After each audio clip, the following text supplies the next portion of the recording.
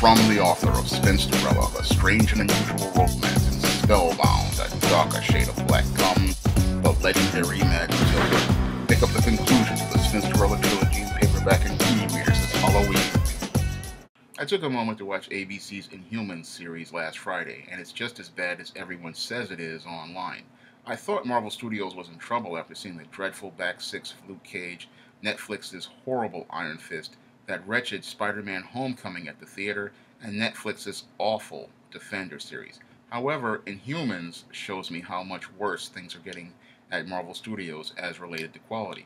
If they keep putting out crap like this, the nails are going to be put in Marvel Studios' coffin sooner rather than later.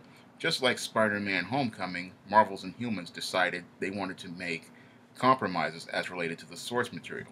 And these compromises as related to the source material are doing damage to Marvel Studios' adaptations. Now, back in 2008, when they released Iron Man, we got a film that literally was like watching an old David Michelin, Bob Layton Iron Man comic book come to life. But with Marvel's Inhumans, the quality bar has fallen so far, we're not getting an adaptation that's true to the source material, or an adaptation that even meets the standards of Marvel Studios. What I saw on screen with your Inhumans was a production with production value so low they reminded me of many of these old 1990s syndicated programs that came on Saturday afternoon. Now, back in the 1990s, we had a whole host of syndicated shows that came on. Shows like Star Trek Deep Space Nine, Hercules The Legendary Journeys, and Xena Warrior Princess. And while shows like Deep Space Nine, Hercules, and Xena were on the high level of syndicated quality, shows on the lower level were like that of the 30-minute Nightman series that came out in the mid-90s and Sheena that came out in the early 2000s. And when I looked at Marvel's Inhumans, it reminded me so much of the mid-1990s Nightman series or the early 2000s Sheena or Zen Gesner's Sinbad. That's how bad Marvel's Inhumans is. And it's really sad to see the show be so bad and see be such poor quality with all the money poured into it. Now, your Sinbads, your Nightmans, and your Sheenas could all say that they had small budgets, and that's why the production values weren't that great. But here we have a show that was originally planned to be a movie and all the money poured into it, and the production values were just subpar as it relates to these Inhumans. And when I look at this Inhuman show from a story perspective, what makes it not work is the fact that your Inhumans just aren't relatable people. Now, Marvel thought that the Inhumans could be just like the X-Men because these were people who lived away from society and they had special powers. Unfortunately, when you look at the story of the story of the Inhumans has nothing relatable to people. Now, the X-Men, these were people who were just like us. They were regular Joes like you and me. They were regular people on the ground. They had special powers that made them different, but they went to school like any other kid, and they wanted to learn how to live in society like every other kid. And they went to Professor Xavier's schools to learn how to master their powers and be a part of society. In some ways, they were just like the outsider kids who sat in the back of the cafeteria, like your punks, like your goths, like some of the black kids, and the other people many people in the world would call freaks. They want everyone to know they're just like everyone else, and they want to be left alone to do their own thing. That's what made the X-Men relatable. They were regular people, but they had something extra, as Professor X said, and this gift allowed them to have something special that they wanted to share with people. And Professor Xavier wanted to teach them how to share that gift with others and contribute to society. Now, your Inhumans, on the other hand, are like geeks, and they exhibit the worst traits of geek and geek culture. When it comes down to your Inhumans, they think that they're smarter than everyone else. They think that they're better than everyone else. And they come across as a bunch of elitists who walked away from humanity to form their own little perfect society on the moon. And it's hard for people to relate to these kind of characters because these kind of characters remind them of people like your Bill Gates or your Mark Zuckerberg or many of these other rich guys out here who believe that they are better than everyone else and want to try to shape and mold a society that fits their narrative and their viewpoint. And when you look at the Inhumans, they come across as a bunch of snobby elitists who think that they are superior to everyone else, and that makes it hard for the average viewer to relate to this group of people and see them as a group of heroes. They don't see them as heroes because they have no relatable character traits in them. When I looked at the Inhuman show and I looked at the way Maximus was leading his coup, I was kind of relating to Maximus up to a point until he started simping on Medusa. When he started simping on Medusa, that's when I decided, this show, the quality of it wasn't that great because there wasn't a single person in there with a human character trait that was relatable to anyone. When you look at 2008's Iron Man, yes, Tony Stark was a bit of a jerk, but there was something relatable in him and something human about him people could connect with.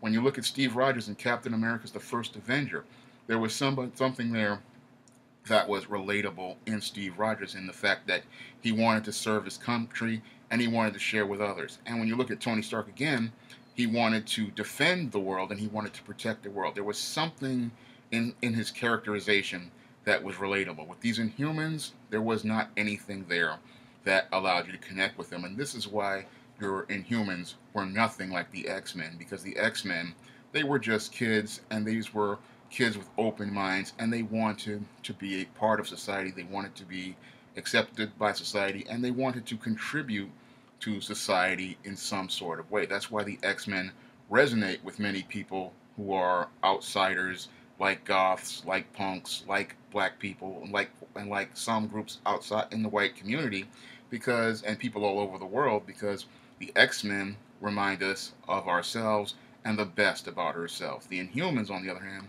do not show us anything really great about ourselves. They remind us of guys like Zuckerberg, your Bill Gates, and many others who want to call themselves shaping society. They remind us of rich elites, and that's not something you really want to put in a superhero show that you're trying to sell to Joe and Jane average out here. Now, what adds insult to injury with this Inhuman show, again, is that it looks nothing like the comics. When you look at the costumes, when you look at the wardrobe, when you look at the characterizations, there's not a single thing there that any viewer could screams at you and says, these are the Inhumans. When I looked at the original pictures that they released online earlier, there was nothing there that said to me, Inhumans, when I looked at them. I remember looking at 2008's Iron Man, and I said to myself immediately, that's Iron Man. I mean, it reminded me, even though it looked different, I could look at the essence of the picture and say to myself, this is Iron Man. And when I watched the movie, I said to myself, I saw so much of Michelin and Bob Layton's Iron Man on screen, it just said Iron Man.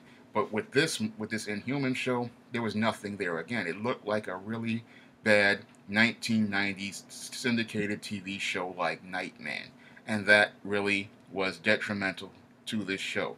And when you really look at this show, in contrast to Agent Carter was a show that was 10 times better than this Inhumans, because your Agent Carter had great production values, Agent Carter had really good stories, and Agent Carter was just an overall better show. When I look at this show and I look at Agent Carter, I'm wishing that we had Agent Carter Season 3 instead of these Inhumans on my screen.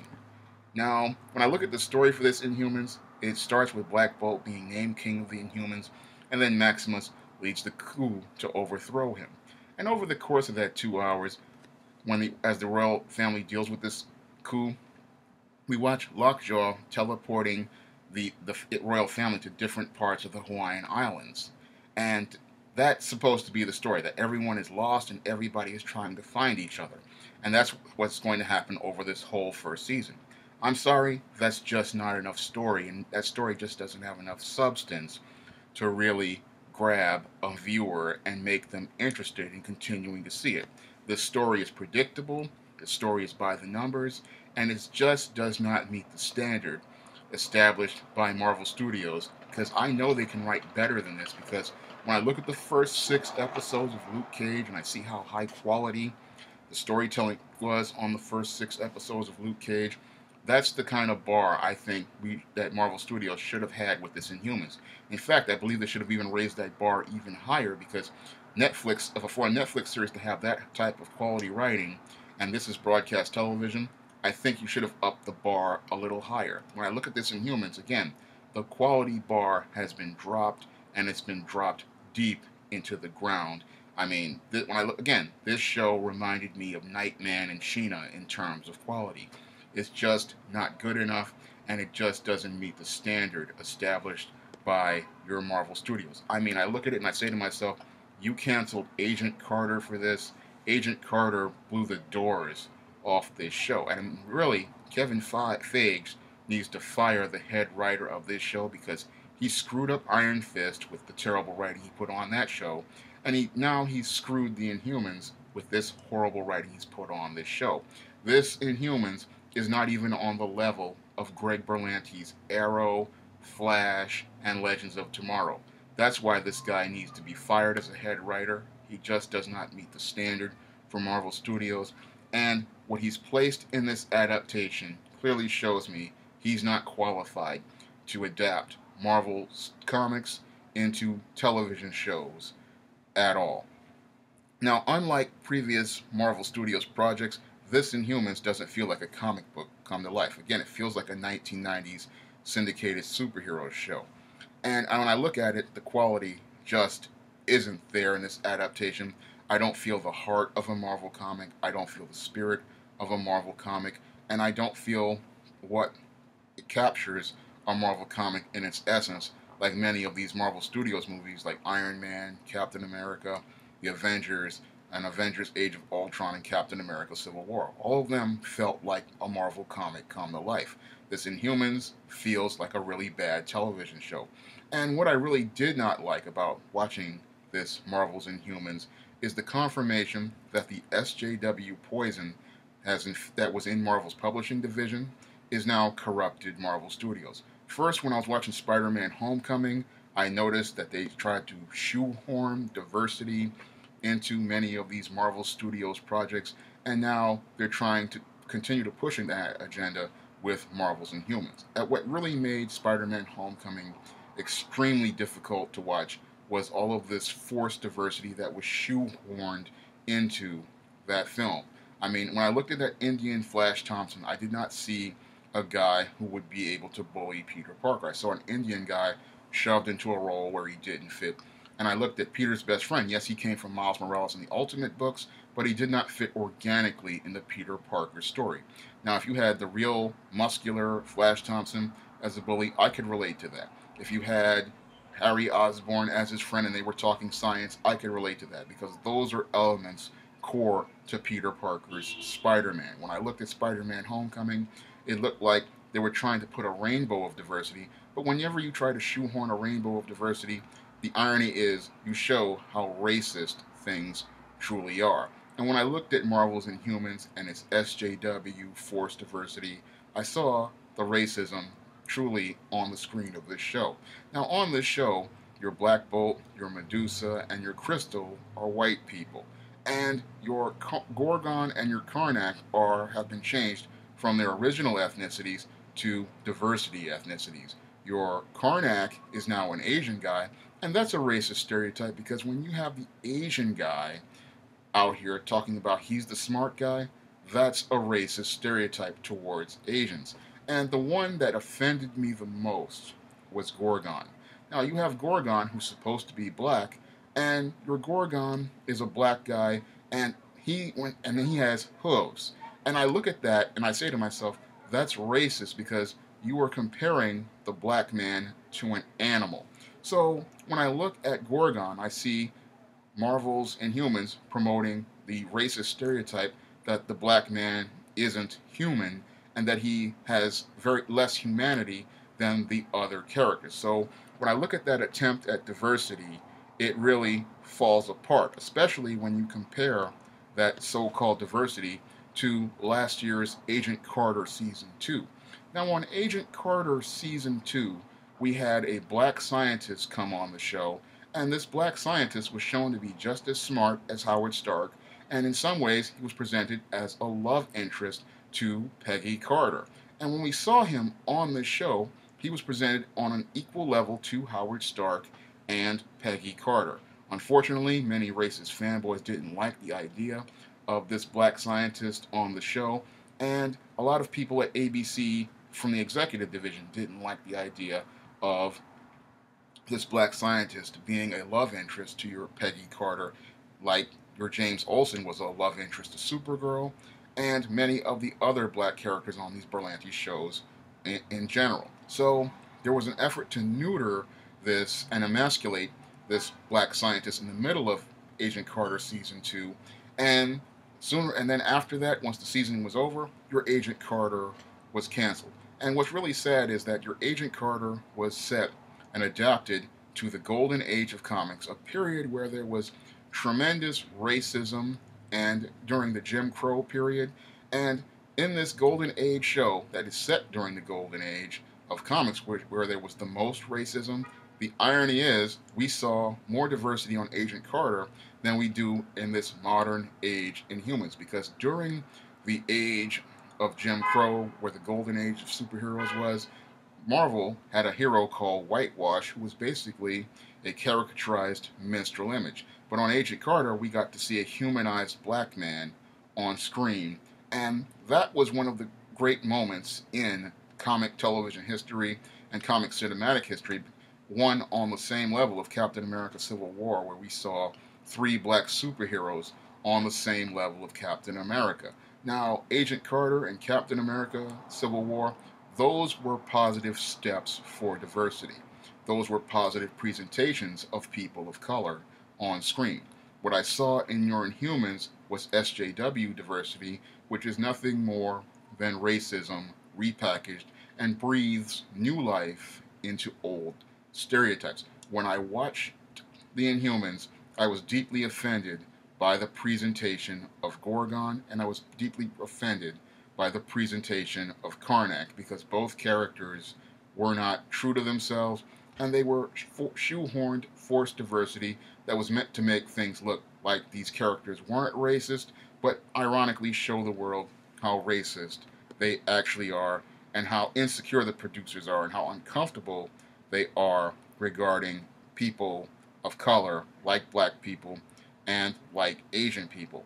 Now, I saw on numerous blogs, I posted on numerous blogs that Marvel Studios was in trouble. And when I look at this Inhuman series, it's clear to me that Marvel Studios has gone from being in trouble to being in crisis. Because when I look at the quality of shows like Agent Carter and previous Marvel productions like Captain America, Iron Man, The Avengers, and many others, there was clearly a standard set for quality, a standard set for writing, a standard set for costumes, a standard set for production values, and a standard set for what a Marvel Studios production is. That standard has slipped over the last couple of years, and now we're looking at a studio that is in crisis because the productions they are producing are far below par. Ever since Luke Cage got shot with the Judas bullet by Diamondback, we've gotten a complete betrayal of what Marvel Studios used to stand for. Adaptations that made every effort to stay true to the source material and capture the spirit of what a Marvel comic was on screen. We're not getting that anymore as relating to these Marvel Studios productions. Instead, we're getting compromised material like your Defenders and like your Spider-Man Homecoming, and this is becoming the standard instead of the exception. And I believe if Marvel Studios continues to produce content like this, we're not going to see many superhero movies in the future, because if the quality continues to drop like this, I'm seeing the end of Marvel Studios and the end of the superhero movie genre sooner rather than later. If you'd like to see me make more videos like this, you can donate to my Patreon by clicking the link to the description box. And if you want to try some of my SJS Direct publications like the ISIS series, the E-Steam series, The Temptation of John Haynes, and many other books like the Spinsterella trilogy, you may do so by clicking the link to Amazon.com. That's all I have to say for this video. You can comment, rate, and subscribe.